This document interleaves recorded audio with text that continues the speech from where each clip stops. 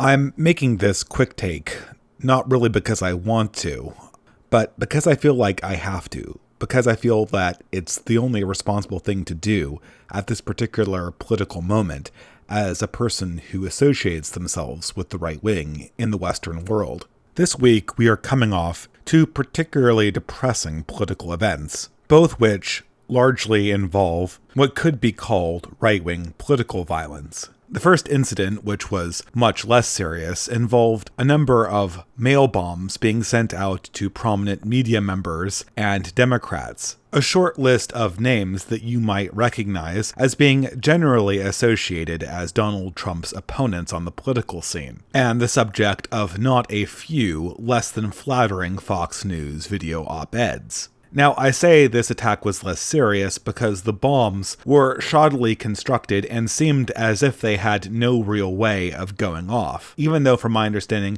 there was active combustive material included in the devices. There was almost no probability these things were going to kill anyone, and of course, we know that for the public figures involved, these residences largely have bomb-detecting units in their mailroom as part of their Secret Service protection. The prime suspect, Cesar Sayoc, when apprehended seemed to be almost a cartoon of the Alex Jones or Fox News watching, MAGA-supporting Republican voter, and for the most part, for people who were involved in the YouTube right community who like to think about things on a little bit more of a deep level, this instance was dismissed as being a more or less unserious terroristic threat, combined with a particularly convenient Democratic news story going into the midterm election.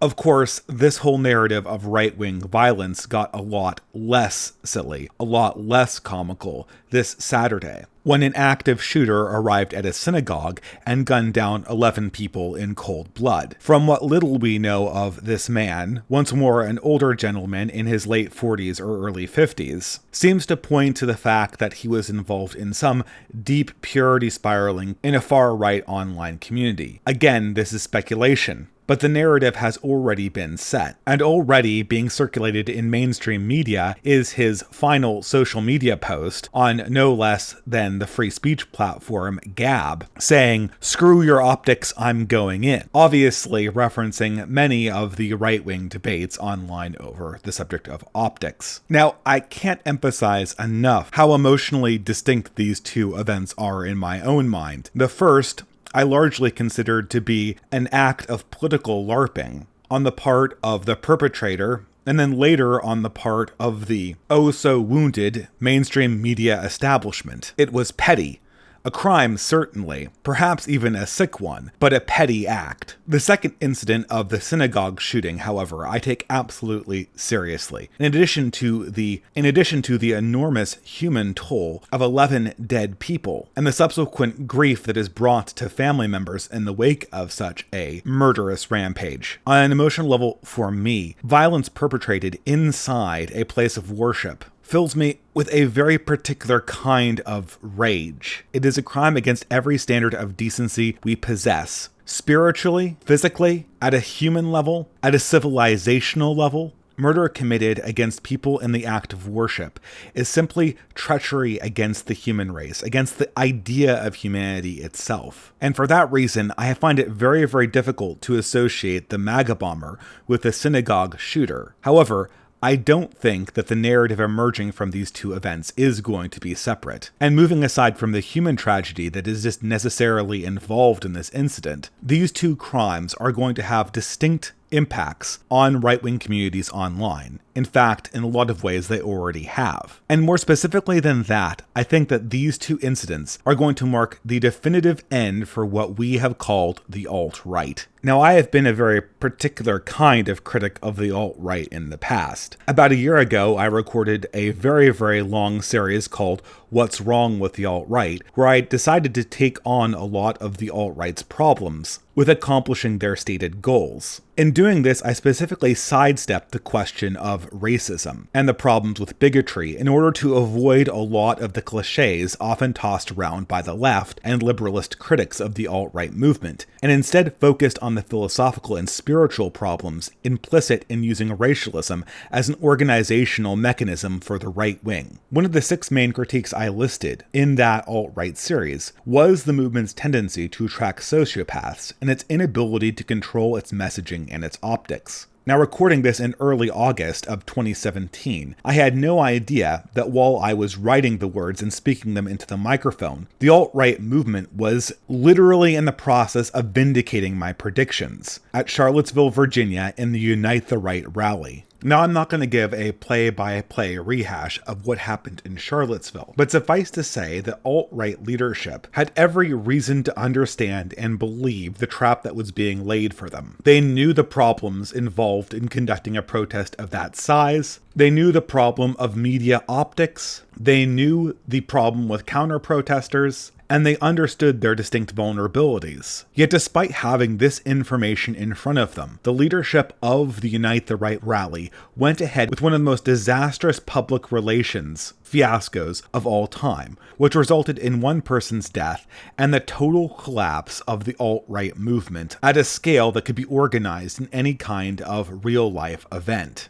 In the wake of Charlottesville, the alt-right leadership also showed their total inability to learn from their mistakes, to control their optics, and to understand where they needed to go moving forward. What resulted was a number of the major alt-right personalities pointing fingers at each other, trying to come off as the last man standing in a movement that was obviously imploding. Moreover, subsequent mainstream crackdowns, which again, the alt-right should have anticipated, served to send many of the moderate voices, nominally part of the alt-right banner, heading for the hills. These metastasizing problems led me to, 6 months later, point out that for all intents and purposes, the movement we have known as the alt-right is functionally dead. And with this last series of crimes committed over this last weekend, I think that we can move the prognosis from functional death to literal death.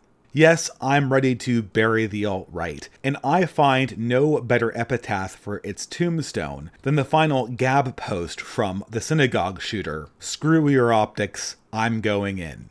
Now, as you may have guessed from my voice listening to this recording, I have a lot of mixed feelings about this. Obviously, I've been a critic of the alt-right, as I have said previously, but I am a person on the right. I'm a person who's very sympathetic to reactionary ideas, and I think that they are an accurate model of human behavior in a lot of ways. Moreover, I've recognized in many people who embrace the alt-right label a great deal of humanity. And I'm sympathetic to a large number of their complaints. A great number of their observations about hypocrisy are, from what I can figure out, accurate. And while my sympathies in this dimension certainly don't carry over to a number of the more sociopathic characters that have, for some reason, oftentimes found themselves in leadership positions in this movement, I do recognize in the men and women drawn into the alt-right a certain amount of genuine human concern, as misguided as I think racial nationalism is, as a starting point for some right-wing movement. If people are at this point detecting anger in my voice, it is for one particular reason, and that is that the fall of the alt-right, in addition to tearing down self-promoting psychopaths, is also going to result in the mainstream inflicting no small amount of harm and hardship on any number of men, women, and families who were only looking initially to defend their culture and traditions against the onslaught of modernity. To my mind, these people are victims, for whatever that's worth. But for those who are persisting and fighting on the side of right-wing ideas in the future, I think we have a responsibility to do an autopsy on this movement, to figure out what went wrong, and to figure out how to not repeat the mistakes carried forward by the alt-right leadership over the last 2 years. This, if nothing else, is due diligence for people who want to have some kind of counter-progressive movement in the modern Western world. So without further ado, let's get into the post-mortem. Now, I don't here in this quick take want to really belabor an extended explanation about what made the alt-right an effective political force to begin with, for the brief period of time that it seemed to have its prominence. Suffice to say that there was a reason that the alt-right felt it could win. They knew that they were up against the mainstream. They knew that they had a lot of opposition against them.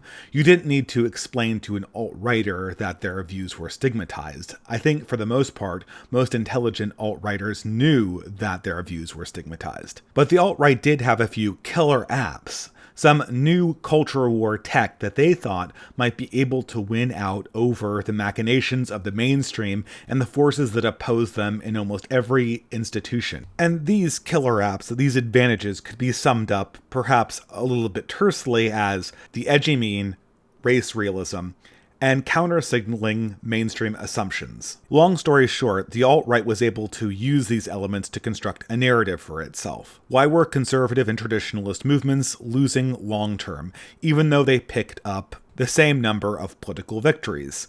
Well, it was largely because of the fact that specific progressive assumptions had been built into our cultural narrative writ large. So, the natural course of action would be to counter-signal the mainstream narrative about virtually everything. And how was this accomplished? Well, largely in two ways. The first, more intellectual way, was bringing forward an argument of race realism. The idea, as I've explained before on this channel, that there are unequal distributions of phenotypical characteristics between human groups, specifically phenotypical characteristics that would lead directly to some groups achieving more than others. This has been something that the mainstream has been implicitly denying for the last 50 years, and if true, if demonstrable, it would indicate a huge intellectual blow to the perception of the academic and media establishment as being purveyors of truth. Of course, the mainstream has put certain fail-safes, certain safeguards into effect to prevent specific critiques like this from being brought into the mainstream too loudly. So whether true or not, race realism doesn't have a way of getting a hearing. And to complement this, the alt-right followed up race realism with irony, sarcasm, in the form of edgy memes, things that called out the inauthenticity of the mainstream narrative, things that poked fun at the fact that no debate was really being had over any of the issues that really mattered, at least to the alt-right. Now, I want to make it very clear at this point that I do not know whether the stronger claims of race realism are true or not.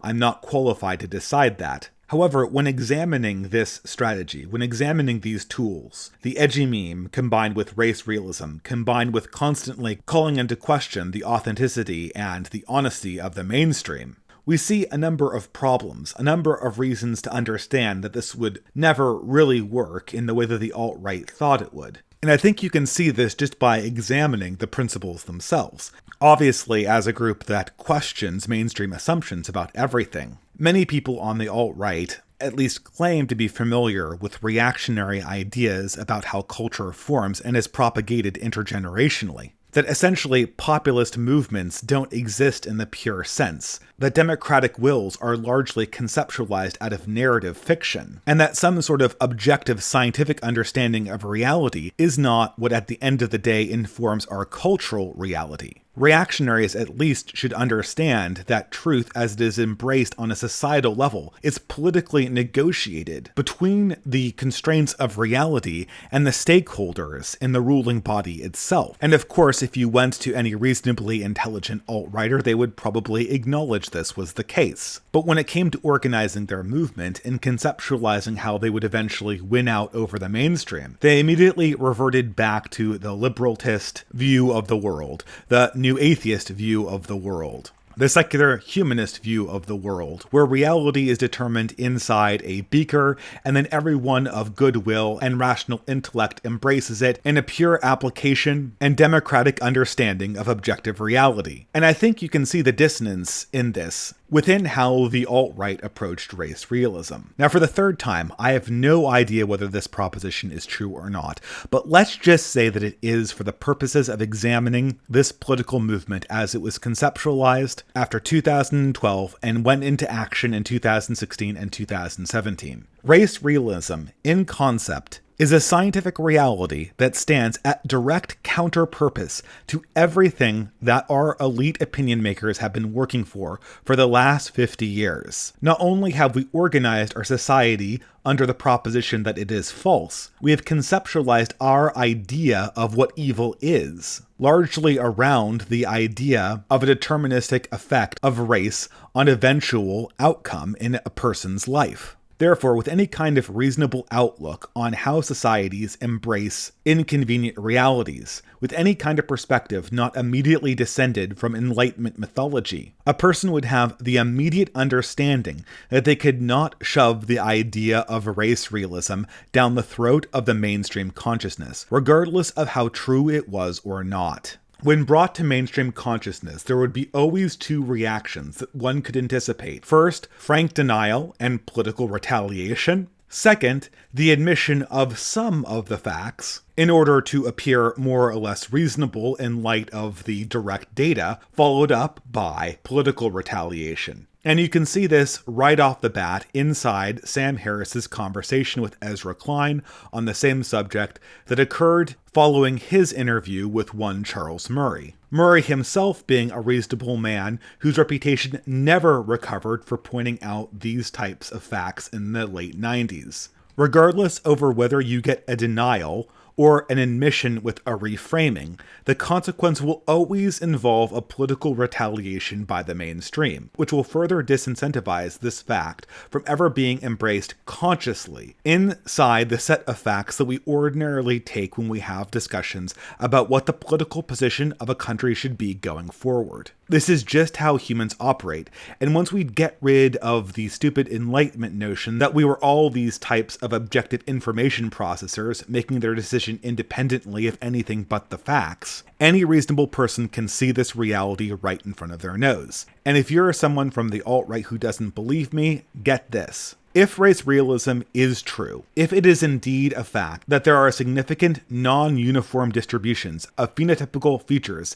in between what we ordinarily associate as racial groups, then we have had data supporting this for at least 40 years. As a matter of fact, while it is not hard to find evidence supporting race realism, at least superficially, what is very, very hard is finding evidence that supports race realism that is new evidence, that is not something that we had in 1980. Yet again and again, when these facts are brought forward from a scientific context to a political one, we get the exact same pattern occur again and again and again and again. A denial, a partial admission, followed by political retaliation. It happened to Jensen in the 1980s. It happened to Herrnstein, Murray, and Sam Francis in the 90s. It happened to Jared Taylor in the early 2000s. Yet somehow the alt-right felt that in 2015, this would suddenly start magically working. One might think that the alt-right had discarded the one useful part of Enlightenment epistemology, namely that events that repeat in the past are likely to also repeat in the future. Even if true, there is no way that you can get the mainstream consciousness to digest race realism in the way that the alt-right has been putting the issue. And I think this has fostered a type of realization in the alt-right leadership, a type of frustration, perhaps, that I think can be seen in its interactions with social media. And I'll elaborate a little bit on this. The alt-right feels it's in possession of a truth that shows the lie to our modern social organization. They can't express this. They can't get a debate about this in any meaningful sense, that is. And so intellectuals who embrace this idea are constantly faced down with a certain amount of pent-up anxiety, of pent-up frustration and anger. And this is communicated most prominently in the edgy meme, or the edgy humor of the alt-right that you can see prominently on things like Poll, or in YouTube shows like Murdoch. This is the idea that since we can't get a respectable hearing for the ideas that we find valuable, what we are essentially going to do is go full bore towards the objectionable, simply set alight every one of society's standards, every one of the prohibitions we have against being mean or bigoted, and just basically troll the mainstream. And I should say, certainly this worked to a degree for the alt-right. They were able to tap into a certain amount of frustration felt by people who saw the implicit hypocrisies in how we've chosen to organize the West in the modern world. The alt-right also complemented this negative, edgy perspective with a certain dose of feel-good identitarianism. Things might be going shit in your life ordinarily, but if you're part of the collective of pure 100% Bavarian phenotype, you can feel good about being part of something. And if you're a part of an ethnic group that always gets talked about disparagingly in the mainstream media, whose history is portrayed as simply a laundry list of grievances and crimes, that can be a very, very good feeling for you. And I'm not here to imply that group pride or group cohesion is somehow bad. In previous eras, people certainly would have felt pride for their ethnic group. But in the context of this reality, in the context of being an edgy subculture, this identitarian impulse had very, very poisonous consequences. Now, for the most part, this is just going to be a rehash of one particular segment of my alt-right series that I published over a year ago, but I think it bears repeating. The alt-right had created a cultural space for themselves, characterized by two things. At once, a rejection of all mainstream ideas and all mainstream ethical norms concerning niceness, bigotry, and cohesion. Furthermore, a focus on group identity, in fact, an inherent and implicit group identity that could not be changed, earned, or lost, over any kind of individual identity or collective identity that came with real constraints on it. As I've said before, ethnic loyalty and feeling good about your ethnicity was something that our grandparents and our great-grandparents did. There's no doubt about that. But they did it in a very, very different way, in a very, very different society. In our grandparents' and great-grandparents' society, feeling good about your ethnic group, feeling a love for your ethnic group, came with obligations to institutions, to being polite to people, to respecting societal norms. In the case of the alt-right, the feeling good about your ethnic group came with an elevation of behavior that flaunted social norms, that rejected notions that we needed to be nice to our neighbors, that we needed to work towards a larger goal, or at least a larger goal in any real sense that could be seen from the outside world. The sacrifice and hard work and discipline needed to build some collectivity was entirely hypothetical. It lay entirely in the future. There is a reason why Jesus said, "Love thy neighbor," and not "love humanity," because loving specific people that you can see in the real world is a hard task that takes discipline, that takes an application of virtue, whereas loving a huge abstraction is something that anybody can do. This is why oftentimes progressives that go on about humanity are the same people who treat the individual humans in their lives like pieces of shit. And the same thing applies for abstract notions of racial identity, liberated from any kind of social or ethical constraint. All you have at the end of it is an idea that you're a part of the good group. You were born into the good people, and the reason why the world is bad is because all of those bad people out there, people that are plotting the destruction of your good group. That's good not because it accomplishes some difficult moral task, but just because it is inherently good. And of course, who is attracted to such an easy narrative? Well, in short, in addition to people who want to be loyal to their own culture for healthy reasons, you will get sociopaths, losers, and perhaps most pertinent to this weekend's tragedy, paranoid schizophrenics who are looking for some way of explaining their own paranoid perspective on the world with a political ideology. And this is what creates the real problem. These people will flock to movements like this, and they will absorb the memes, they will absorb the slogans, until at some point they cause a huge catastrophe, and then your political movement, your cause, is left holding the bag in the wake of that disaster. This is not the way to organize any effective reactionary or counter-progressive movement in the modern world. More is needed. And I think at this point I can segue to what I believe is the one thing that ultimately destroyed the alt-right. And that is the YouTube SuperChat. Now, I think post-Charlottesville and post many events in 2017, the alt-right was looking for some mechanism to shore up its declining support, some way to infuse excitement and, more than that, investment into a movement that seemed to have nowhere to go in the light of a mainstream that was going to clamp it down. And here I think the YouTube SuperChat filled in a gap. It was a way to generate more excitement and to provide a voice to a lot of the people sympathetic to the alt-right who felt that they weren't getting their frustrations out there. In short, for people who don't understand how super chats work, they're essentially just a way of people inside a live stream chat to have their voice heard. You pay a little money down, and then the person running the live stream has an obligation to read your own thoughts aloud. Essentially, this gave people who were watching a very, very popular live stream a way of feeling like their opinions were being heard. However, due to a specific subset of people attracted to the alt-right, the super chat became a way to push the movement in the entirely wrong direction, introducing a mechanism by which the edgier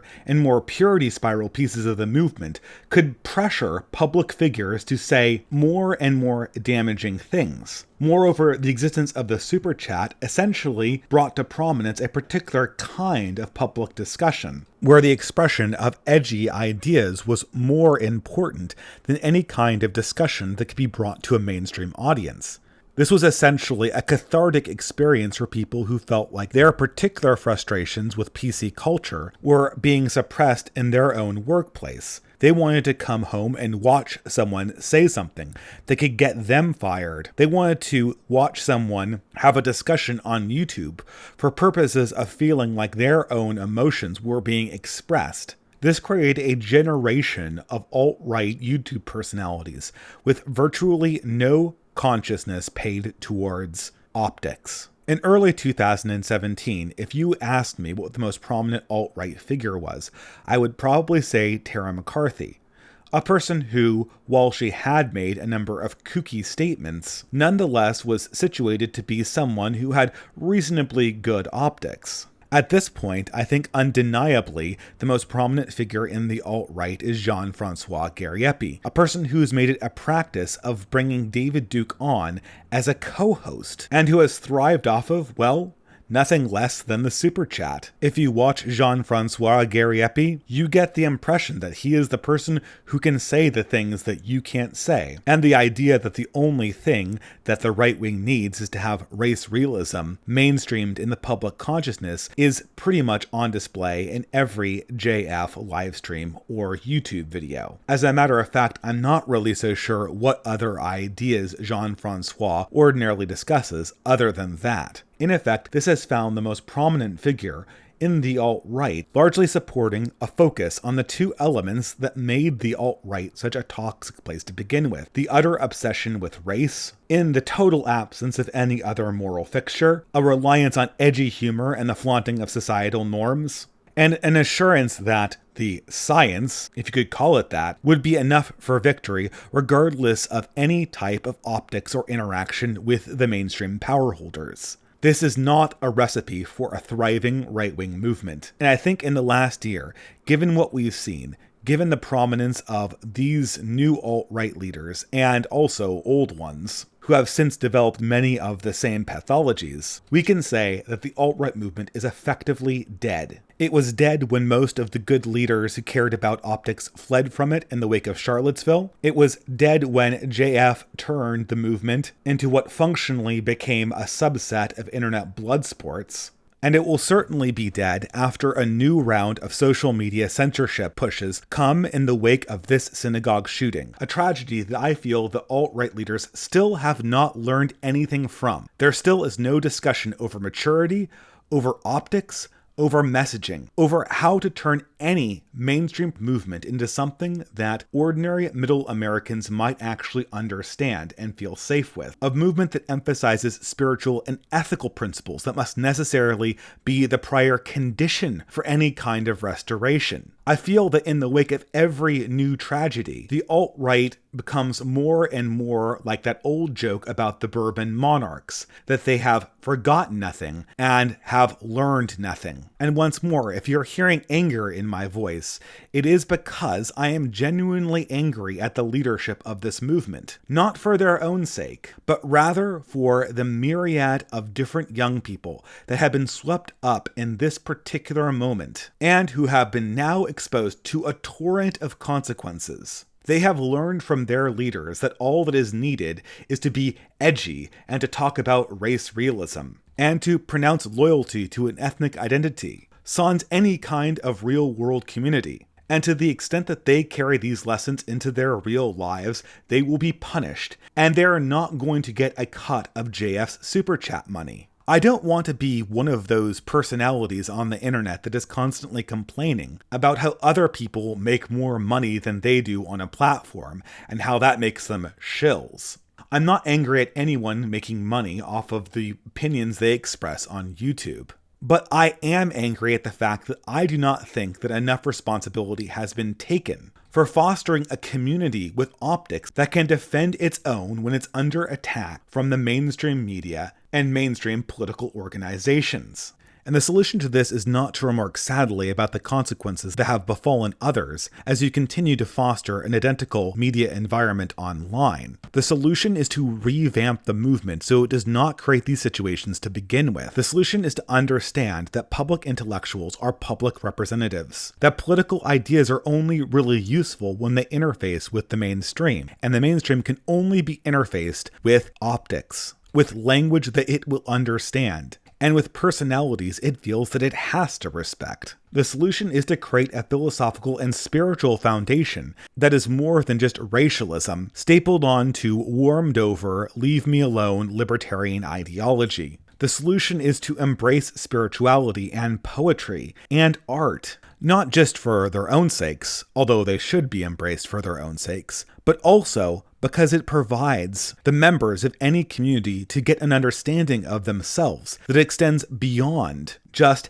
edgy trolling of the mainstream narrative and assertions of racial and ideological purity. Thickness keeps out sociopaths. Thickness and thoughtful dialogue make it harder for paranoid schizophrenics to claim your movement as a physical outward manifestation of what their paranoid inclinations are making them believe due to a psychological disease. Moreover, the solution is leaders that foster compassion and ethical behavior. If a man is not worthy to date my daughter, he's not worthy to be my leader, in an intellectual sense, in a political sense, or in a spiritual sense. An intellectual leader is one whose ideas we can take to conversations we have with our neighbors. That's the whole point of an intellectual conversation to begin with, to spread new ideas to people you care about. A leader can't be a person who says edgy things and then backs off of them because they're just a joke. That exposes his followers to derision and consequences that he won't experience. And I know each of the people that I mentioned in this conversation that I have alluded to over the course of this quick take have expressed sympathy and remorse for those who have suffered real-life consequences for repeating their ideas. But I feel nevertheless the way they have structured their movement still exposes their current followers to the same types of consequences. And in the end, what this reminds me of is the general who sends his men running hopelessly towards a machine gun nest and then sheds tears when they're all being buried the next day. I think that their sympathy is necessary, but it's not enough. I want proactive concern. I want people who take ownership, who have skin in the game. And that is what ultimately killed the alt-right. In the end, they were more about performance than they were about investing in anything that would be around after their individual careers were over. I know there are exceptions. I know there are good men and women in this movement. But to me, this only makes me angrier about what I see as a fundamental irresponsibility on the part of the people deciding the direction and the imagistics going forward. I do think that a new movement will emerge that will correct these problems, but it starts with acknowledging the problems and figuring out how to fix them in the future. I intend to make more videos in the future emphasizing the specific things that can be done to form a counter-progressive movement that avoid many of the mistakes that the alt-right has made. But for now, I think it's just time to acknowledge that people need to move on. I want to have conversations with people who were involved in this movement, and this critique is not personal, but it is a critique that needs to be made if we are going to have any hope of preserving the things that we love for future generations. And with that, I'll say Good night.